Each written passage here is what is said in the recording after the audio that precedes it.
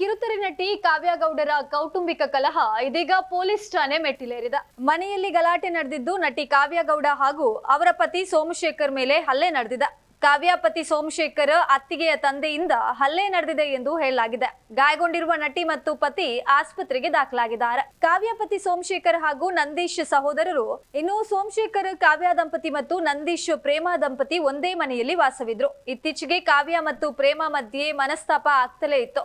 ಇತ್ತೀಚೆಗೆ ಕಾವ್ಯ ಮತ್ತು ಪ್ರೇಮ ನಂತರ ಮನೆಗೆ ಬಂದಿದ್ರು. ಈ ವೇಳೆ ಮನೆಯಲ್ಲಿ ಜಗಳ ಸಂಭವಿಸಿದ. ಇನ್ನು ಪ್ರೇಮ ತಂದೆ ರವಿಕುಮಾರ್ ಸೋಮಶೇಖರ್ ಮೇಲೆ ಹಲ್ಲೆ ಮಾಡಿದ್ದಾರೆ. ಅವಾಚ್ಯ ಶಬ್ದಗಳಿಂದ ನಿಂದಿಸಿ ಹಲ್ಲೆ ಮಾಡಿದ್ದು, ಕಾವ್ಯ ಗೌಡರನ್ನ ರೇಪ್ ಮಾಡೋದಾಗಿ ಬೆದರಿಕೆ ಕೂಡ ಹಾಕಿದ್ದಾರೆ.